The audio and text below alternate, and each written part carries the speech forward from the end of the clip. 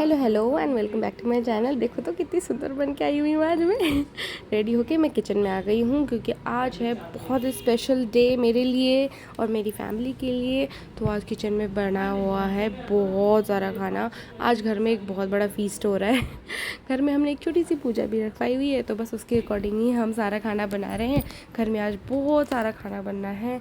सब्जियाँ बननी है, खीर बन रही है, यू कैन सी, पूरियाँ बनेंगी, कचौड़ियाँ बनेंगी, रायता बनेगा और बहुत सारी मिठाइयाँ आएंगी क्योंकि आज हमारे लिए फेस्टिवल से कम नहीं है।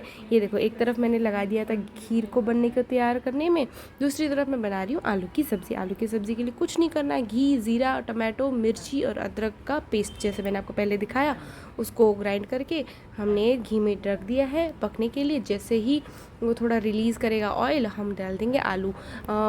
जैसे हम टमाटो पेस्ट को डालेंगे ना घी में, उसके बाद हम सॉल्ट, टर्मरिक और थोड़ा सा धनिया का पाउडर डाल के उसको अच्छे से मिक्स करके छोड़ देंगे ताकि वो स्लोली पके और अपना घी रिलीज़ करे।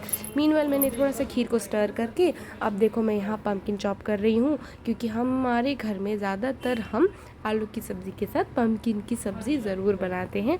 पम्पकिन की सब्ज़ी हमारे यहाँ सबको बहुत पसंद है और मैं स्किन को एज इट इज़ रहने देती हूँ। We don't peel the skin अच्छा रहता है हेल्थ के लिए। और ये मेरा दुनिया का सबसे बोरिंग काम कर रही हूँ मैं अभी। ये आलू छीलना मुझे बिल्कुल नहीं पसंद। मैं किसी तरह बस इस काम को कर लेती हूँ। मैं कोशिश करती हूँ किसी न किसी को पकड़ा दूँ ये काम।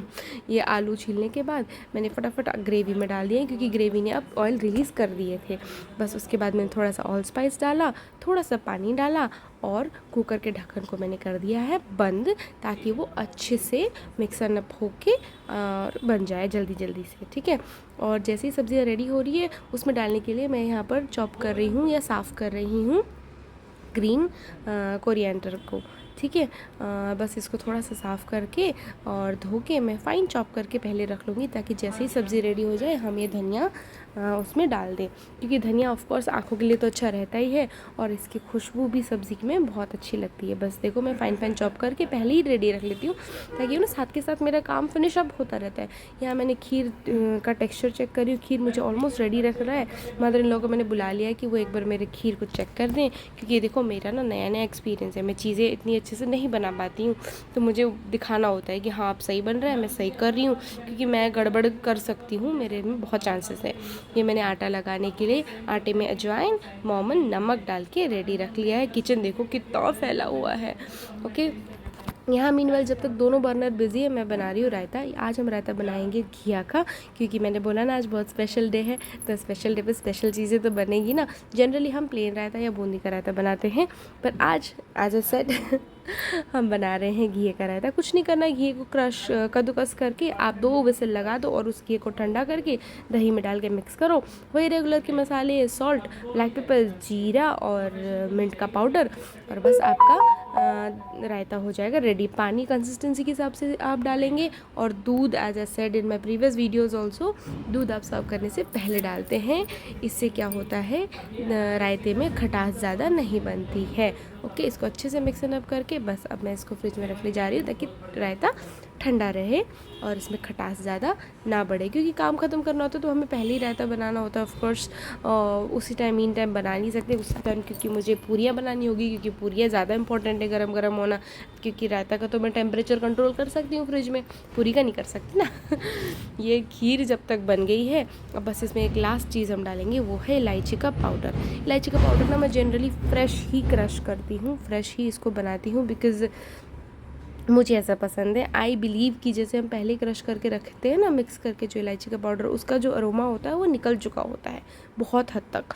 तो अब जो फ्रेश क्रश करते हो ना तो वो अच्छा अरोमा मेंटेन रखता है, स्ट्रॉन्ग रहता है और खीर में अच्छा लगता है। खीर हो गई रेडी तो मैंने निकाल दिया। बस अब इसमें मैं मीठा डालूंगी और ये आपने सामने देखा ना कटोरी में रेजिन्स मैंने भिगो के रखे हैं, वो मैं डालूंगी बिल्कुल एंड में जब खीर ठंडा हो जाएगा क्योंकि दूध फटेगा नहीं, ठीक है। पहले डालोगे तो चांसेस रहेंगे कि दूध फटेंगे।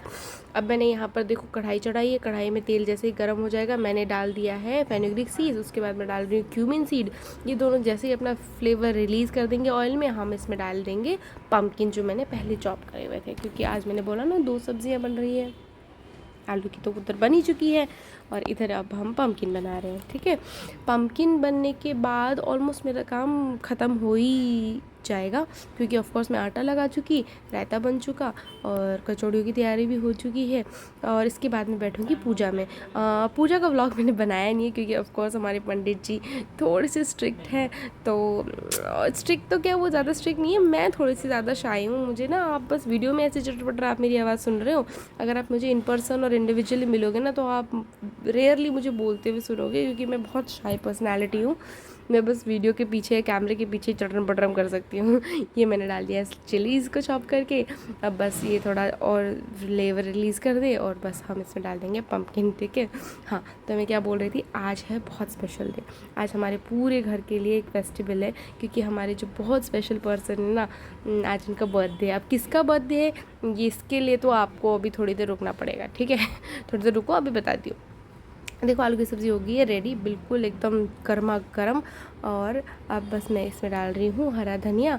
और आज इतनी ज़्यादा बल्क क्वांटिटी में खाना क्यों बन रहा होगा, आप भी सोच रहे होंगे, क्योंकि आज मंदिर में भी तो खाना जाना है और पंडित जी भी खाना खाएंगे, फिर मंदिर भी भेजेंगे। पंडितानी जी हैं मंदिर में, और भी सेवा करने वाले लोग हैं, उनको भी खाना भेजना है।